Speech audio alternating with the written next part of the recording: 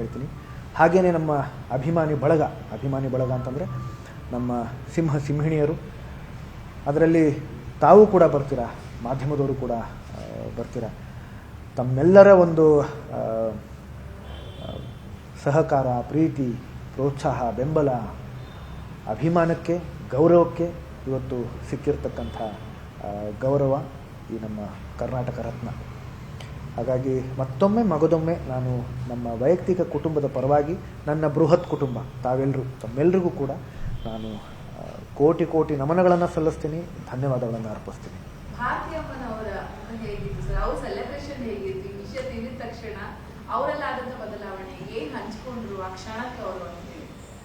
ಇದು ಕೇಳಿದಾಗ ಮಾತುಗಳೇ ಬರಲ್ಲಮ್ಮ.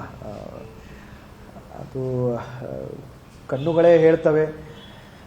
ಅಪ್ಪವ್ರಿಗೆ ಅದು ಸಂದ ಗೌರವ ಏನಿದೆ ಅದು ನಿಜಕ್ಕೂ ಅವರು ಅದಕ್ಕೆ ಅರ್ಹರು, ಯೋಗ್ಯರು. ನಮ್ಮವ್ರನ್ನ ನಾವು ಗುರುತಿಸಿದಾಗ, ಸನ್ಮಾನಿಸಿದಾಗ, ಗೌರವಿಸಿದಾಗ ಅದು ನಮ್ಮತನವನ್ನು, ನಮ್ಮ ಭಾಷೆಯನ್ನು, ನಮ್ಮ ಸಂಸ್ಕೃತಿಯನ್ನು, ನಮ್ಮ ಪರಂಪರೆಯನ್ನು ಗೌರವಿಸಿದ ಹಾಗೆ. ಹಾಗಾಗಿ ಆ ಕೆಲಸನ ಇವತ್ತು ನಮ್ಮ ಕರ್ನಾಟಕ ಸರ್ಕಾರ ಮಾಡಿದೆ. ಇದು ನಿಜಕ್ಕೂ ತುಂಬ ಶ್ಲಾಘನೀಯ.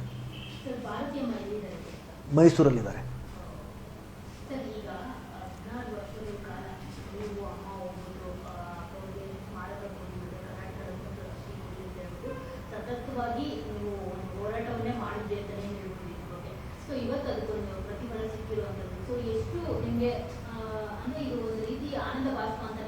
ಹೌದು.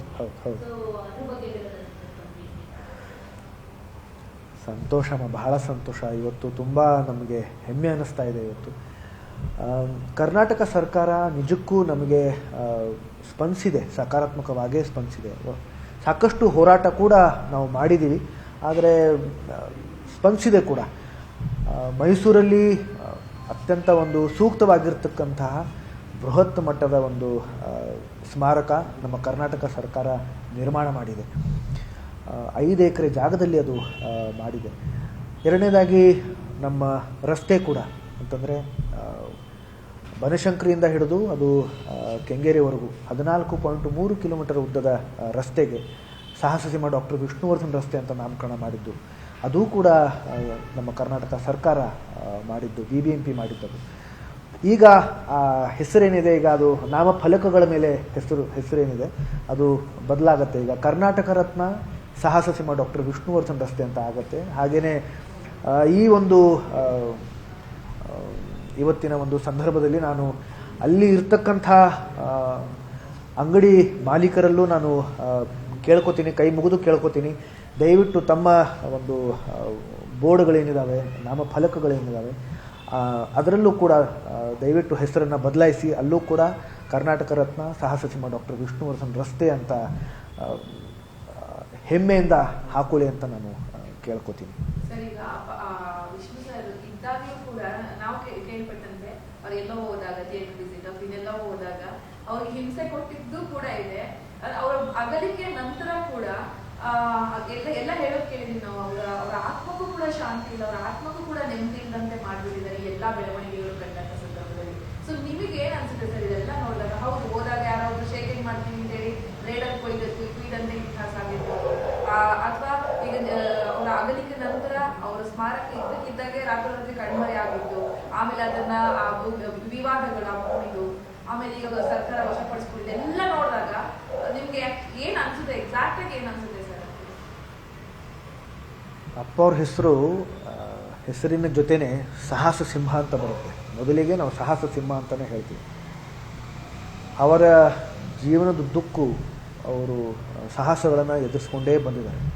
ಹಾಗಾಗಿ ನಮ್ಮ ವೈಯಕ್ತಿಕ ಕುಟುಂಬಕ್ಕೂ ಅದು ತಪ್ಪಿದ್ದಲ್ಲ. ನಮಗೂ ಕೂಡ ಅದೇ ದಾರಿಯಲ್ಲಿ ಅವರು ಕರ್ಕೊಂಡು ಹೋಗ್ತಾ ಇದ್ದಾರೆ. ಹಾಗಾಗಿ ಆ ಸಾಹಸಗಳನ್ನು ಎದುರಿಸೋ ಶಕ್ತಿ ನಮಗೆ ಅಪ್ಪ ಅವರೇ ಕೊಡ್ತಾ ಬಂದಿದ್ದಾರೆ.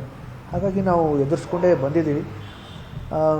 ತಮ್ಮೆಲ್ಲರ ಒಂದು ಹಾರೈಕೆ, ಆಶೀರ್ವಾದ, ಪ್ರೋತ್ಸಾಹದಿಂದ ನಮಗೆ ಅದರ ಪ್ರತಿಫಲ ಕೂಡ ಅದು ಸಿಗ್ತಾ ಇದೆ. ಅದು ಸಂತೋಷ. ಹಾಗಾಗಿ ನೀವುಗಳೇ ನಮಗೆ ಶಕ್ತಿ, ನೀವುಗಳೇ ನಮಗೆ ಶ್ರೀರಕ್ಷೆ. ನಾವು ಪ್ರಯತ್ನ ಪಡ್ತಾ ಇದ್ದೀವಿ. 18ನೇ ಸೆಪ್ಟೆಂಬರು ಈ ಒಂದು ಕರ್ನಾಟಕ ರತ್ನ ಏನಿದೆ ಅದು ಮಾನ್ಯ ಮುಖ್ಯಮಂತ್ರಿಗಳು ನೀಡಬೇಕು. ಅದು ನಮ್ಮ ಮೈಸೂರು ಸ್ಮಾರಕದಲ್ಲೇ ಅವರು ಬಂದು ಅದನ್ನು ನೀಡಬೇಕು ಅಂತ ನಾವು ಪ್ರಯತ್ನ ಪಡ್ತಾ ಇದ್ದೀವಿ, ಆಶಿಸ್ತಾ ಇದ್ದೀವಿ. ನೋಡೋಣ, ಒಂದು 2 ದಿನದಲ್ಲಿ ಅದು ಖಚಿತ ಆಗುತ್ತೆ. ಏನಮ್ಮ ವಿಧಾನಸೌಧದ ಮುಂಭಾಗದಲ್ಲಿ ಕರ್ನಾಟಕ ರತ್ನ ಪ್ರಶಸ್ತಿ ಕೊಟ್ಟರೆ ಒಂದು ಹೆಮ್ಮೆ ಅಲ್ವಾ ಸರ್? ಯಾಕಂದ್ರೆ ಎಲ್ಲ ಕರ್ನಾಟಕ ರತ್ನ ಪ್ರಶಸ್ತಿಗಳನ್ನು ಅಲ್ಲೇ ಕೊಟ್ಟಿರೋದು. ಸೊ ಅದೊಂದು ರೀತಿ ಸಂಭ್ರಮಕರ ಇರುತ್ತೆ ಅಂತ. ಅದು ನಿಜಕ್ಕೂ ಸಂತೋಷನೇ, ಹೆಮ್ಮೆಯ ವಿಚಾರನೇ. ಅದು ಹಾಗೇ ಅದರ ಒಂದು ನಿಯಮನೇ, ಅದು ಮಾಡಿ ಅದೇ ಥರದ ಒಂದು ನಿಯಮ ಆಗಿದ್ದಿದ್ರೆ ಅದು ಹಾಗೇ ಆಗಲಿ. ಆದರೆ ಸ್ಮಾರಕದಲ್ಲೂ ಬಂದು ಕೊಟ್ಟರೂ ಕೂಡ ಅದು ಸಂತೋಷನೇ. ಯಾಕಂತಂದರೆ ಅದು ಅಪ್ಪವ್ರಿಗೆ ಮಾಡಿರ್ತಕ್ಕಂಥ ಸ್ಮಾರಕ, ಅವರಿಗೆ ಸಮರ್ಪಿಸಿರ್ತಕ್ಕಂಥ ಅದು ಒಂದು ಸ್ಮಾರಕ, ಅವ್ರಿಗೆ ಸಮರ್ಪಣೆ ಆಗಿರ್ತಕ್ಕಂಥ ಒಂದು ಸ್ಮಾರಕ ಅದು. ಹಾಗಾಗಿ ಅದು ಕೂಡ ಶ್ರದ್ಧಾಂಜಲಿ, ಒಳ್ಳೆಯ ಶ್ರದ್ಧಾಂಜಲಿನೇ. ಹಾಗಾಗಿ ಎಲ್ಲೇ ಮಾಡಿದ್ರು ನಮಗೆ ಸಂತೋಷ. ಅನ್ಯಾಯ ಆಗ್ತಿದೆ ಅಂತ ಎಲ್ಲರೂ ಹೇಳ್ತಾ ಇದ್ರು ಇಷ್ಟು ವರ್ಷಗಳ ಕಾಲ, 14 ವರ್ಷಗಳ ಕಾಲ. ಈಗ ಎಲ್ಲ ವಿಘ್ನಗಳು ದೂರ ಆಗಿ ಅವ್ರಿಗೊಂದು ಒಳ್ಳೆ ಟೈಮ್ ಬಂದಿದೆ ಈಗ ವಿಷ್ಣು ಅಪ್ಪಾಜಿಗೆ ಅಂತ ಎಲ್ಲರೂ ಅಂದ್ಕೊಳ್ಳೋದಾರ ಆಗ್ತಿದೆ. ಯಾಕಂದ್ರೆ ಕರ್ನಾಟಕ ರತ್ನ ಪ್ರಶಸ್ತಿ ಬಂದಿರುವಂತದ್ದು, ಜೊತೆಗೆ ಇನ್ನೇನು ಸ್ಮಾರಕ ಕೂಡ ಅಂದ್ರೆ ಇಲ್ಲಿ ಏನು ಮುಂದೆ ಜಾಗ ಕೇಳ್ತಾ ಇದ್ರು. ಸೊ ಅದ್ರ ಬಗ್ಗೆನೂ ಒಂದು ಪಾಸಿಟಿವ್ ಒಂದು ಪ್ರತಿಫಲ ಸಿಗೋ ತರ ಕಾಣ್ತಾ ಇದೆ. ಸೊ ನಿಮ್ಗೆ ಏನ್ ಅನ್ನಿಸ್ತಾ ಇದೆ ಸರ್? ಈಗ ಒಂದು ಒಳ್ಳೆ ಟೈಮ್ ಬಂದಿದೆ ಅಂತ ಅನಿಸ್ತಾ? ಖಂಡಿತ ಅಮ್ಮ, ಅಪ್ಪ ಅವರೇ ಯಾವಾಗಲೂ ಹೇಳೋರು ಎಲ್ಲದಕ್ಕೂ ಒಂದು ಸಮಯ ಬರಬೇಕು ಅಂತ. ಅದು ಈಗ ಆ ಸಮಯ ಬಂದಿದೆ, ಕಾಲ ಕೂಡ ಬರ್ತಾ ಇದೆ. ಈಗ ಅಂತಂದರೆ ನಿಜ ಹೇಳಬೇಕು ಅಂತಂದರೆ ಅಮ್ಮ, ಆ ಹಂತದಲ್ಲಿ ಅದು ಒಳ್ಳೊಳ್ಳೆ ಕೆಲಸಗಳು ಆಗ್ತಾನೇ ಬಂದಿವೆ. ನಾನು ಹೇಳಿದ ಹಾಗೆ ಆಗಲೇ ಮೊದಲು ರಸ್ತೆ ಆಯ್ತಮ್ಮ, 14.3 ಕಿಲೋಮೀಟರ್ ಉದ್ದದ ರಸ್ತೆಗೆ ಒಂದು ನಾಮಕರಣ. ಇದು ಸಾಮಾನ್ಯ ವಿಷಯ ಆಗಿರಲಿಲ್ಲ. ಅದಕ್ಕೆ 4 ವರ್ಷ ನಾವು ಪ್ರಯತ್ನ ಪಟ್ಟಿದ್ದೀವಿ. ಹಾಗಾಗಿ ಮೊದಲು ಆ ರಸ್ತೆ ಆಯಿತು, ನಂತರ ಮೈಸೂರಲ್ಲಿ ಸ್ಮಾರಕ ನಿರ್ಮಾಣ, ಅದು ಕೂಡ 5 ಎಕರೆ ಜಾಗದಲ್ಲಿ ಬೃಹತ್ ಪ್ರಮಾಣದಲ್ಲಿ ಸೂಕ್ತವಾದಂಥ ಒಂದು ಸ್ಮಾರಕ. ಈಗ ಕರ್ನಾಟಕ ರತ್ನ ಆಗಿದೆ. ಹಾಗಾಗಿ ಎಲ್ಲದಕ್ಕೂ ಒಂದು ಸಮಯ ಬರಬೇಕು. ಆ ಒಂದು ಹಂತದಲ್ಲಿ ಒಳ್ಳೊಳ್ಳೆ ಕೆಲಸಗಳು, ಸಕಾರಾತ್ಮಕ ಕೆಲಸಗಳು, ಇನ್ನಷ್ಟು ಒಂದು ನಾವೆಲ್ಲರೂ ಹೆಮ್ಮೆ ಪಡುವಂಥ ಕೆಲಸಗಳು ಆಗ್ತಾನೆ ಬಂದಿದೆ. ಸರ್, ಇವಾಗ ಸುದೀಪ್ ಅವರು ಇಲ್ಲೊಂದು 1/2 ಎಕರೆ ಜಮೀನು ತಗೊಂಡು ಅಲ್ಲೊಂದು ಅವರ ನೆನಪಿಗೋಸ್ಕರ ಒಂದು ಗ್ರಂಥಾಲಯ ತರ ಎಲ್ಲಿ ಇಲ್ಲ ಕೆಂಗೇರಿ ಅಂದ್ರೆ ನಾವು ಮಾಡ್ತೀವಿ ಅಂತ ಅವ್ರು ಹೇಳಿದ್ದಾರೆ. ಸೊ ನೀವು ಅಲ್ಲಿಗೆ ಬನ್ನಿ ಅಂತ ಹೇಳ್ತೀರಾ, ಅಭಿಮಾನಿಗಳು ಅಲ್ಲಿಗೆ ಬರ್ಲಿ ಅಂತ. ಇವರು ಅಭಿಮಾನಿಗಳಿಗೋಸ್ಕರ ಇಲ್ಲಿ ಮಾಡ್ತೀನಿ ಅಂತ ಹೇಳ್ತಾರೆ. ಈಗ ನಿಮ್ ಗಮನಕ್ಕೆ ಬಂದಿದ್ದೀವಿ, ನಿಮ್ದು ಚರ್ಚೆ ಮಾಡಿದಾರಾ ಈ ತರ ಮಾಡ್ತಾ ಇದೀನಿ ನಾನು ಅಂತ? ಅದ್ರದ್ದೆಲ್ಲ ರೂಪುರೇಷೆ ರೆಡಿ ಆಗ್ತಾ ಇದೆ ಅಂತ ಮೊನ್ನೆ ಅವ್ರು ಹುಟ್ಟುಹಬ್ಬ ದಿನ ಅವ್ರು ಅನೌನ್ಸ್ ಮಾಡ್ತಾರೆ. ಸರ್, ಹುಟ್ಟುಹಬ್ಬ ದಿನನೇ ಗುದ್ದಲಿ ಪೂಜೆ ಮಾಡಬೇಕು ಅಂತ ಅನ್ಕೊಂಡಿದ್ದಾರೆ. ಈಗ ನೀವು ಮೈಸೂರಲ್ಲಿ ಕರ್ನಾಟಕ ರತ್ನ ಪ್ರಶಸ್ತಿ ಕೊಡಿ ಅಂತ ಹೇಳ್ತೀರಾ, ಮತ್ತೆ 10 ಗುಂಟೆ ಜಾಗದಲ್ಲೂ ಪೂಜೆ ಮಾಡಬೇಕು ಅಂತ ಅಭಿಮಾನಿಗಳು ಕೇಳ್ಕೊಂಡಿದ್ದಾರೆ. ಸೊ ಅಭಿಮಾನಿಗಳು ಈ ತರ ಆದ್ರೆ ಎಲ್ಲಿ ಹೋಗ್ಬೇಕು ಅನ್ನೋ ಕನ್ಫ್ಯೂಷನ್ ಸ್ಟಾರ್ಟ್ ಆಗಿದೆ. ಅದು ಅವ್ರಿಗೆ ಬಿಟ್ಟಿತ್ತು ಅಭಿಮಾನಿಗಳಿಗೆ. ಸುದೀಪ್ ಅವರು ಇದ್ರ ಬಗ್ಗೆ ಚರ್ಚೆ ಮಾಡಿದ್ದು ಮಾಡ್ತೀನಿ ಅಂತ ಹೇಳಿಲ್ಲ. ಇಲ್ಲ ಯಾಕಂದ್ರೆ ಅಂತರ ಇದೆಯಾ ಸರ್ ಅಥವಾ ಹೇಗೆ? ಇಲ್ಲ, ಅವ್ರು ಯಾವತ್ತೂ ಇದರ ಬಗ್ಗೆ, ಸ್ಮಾರಕದ ಬಗ್ಗೆ ಯಾವತ್ತೂ ಚರ್ಚೆ ಮಾಡಿಲ್ಲ. ಇಲ್ಲ, ಇದರ ಬಗ್ಗೆ ಯಾವತ್ತೂ ಚರ್ಚೆ ಆಗಿಲ್ಲ. ನಾವು ಅಂತಂದ್ರೆ ಅಮ್ಮನೇ, ನಾನು ಅಮ್ಮನ ಪರವಾಗಿ ಮಾತಾಡ್ತಾ ಇದ್ದೀನಿ, ನಮ್ಮ ಕುಟುಂಬದ ಪರವಾಗಿ ಮಾತಾಡ್ತಾ ಇದ್ದೀನಿ.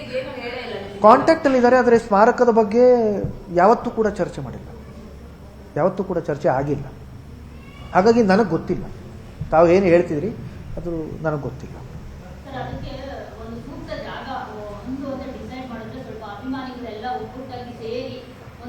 ನೋಡಿಮ್ಮ,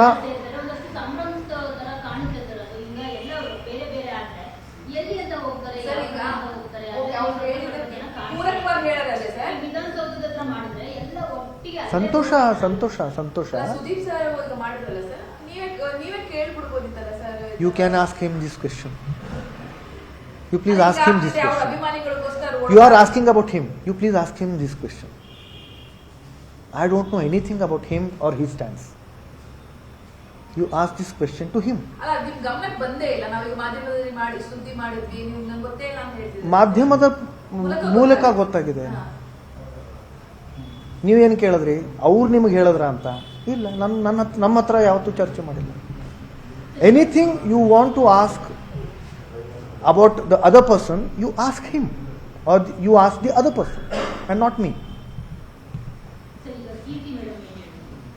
ಸಂತೋಷ, ತುಂಬ ಸಂತೋಷ.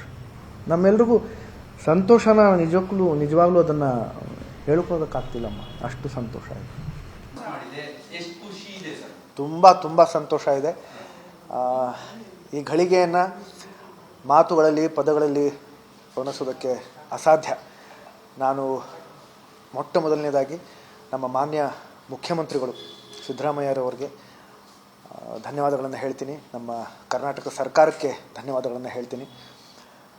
ನಮ್ಮ ಚಿತ್ರೋದ್ಯಮಕ್ಕೆ ಧನ್ಯವಾದಗಳನ್ನು ಹೇಳ್ತೀನಿ. ಹಾಗೆ ನಮ್ಮ ಅಭಿಮಾನಿ ಬಳಗ ಅಂತಂದರೆ ನಮ್ಮ ಸಿಂಹಿಣಿಯರು, ಅದರಲ್ಲಿ ತಾವು ಕೂಡ ಬರ್ತೀರಾ, ಮಾಧ್ಯಮದವರು ಕೂಡ ಬರ್ತೀರಾ. ತಮ್ಮೆಲ್ಲರಿಗೂ ನಾನು ನಮ್ಮ ವೈಯಕ್ತಿಕ ಕುಟುಂಬದ ಪರವಾಗಿ ಧನ್ಯವಾದಗಳನ್ನು ಹೇಳ್ತೀನಿ. ಸರ್, ಕೆಲವು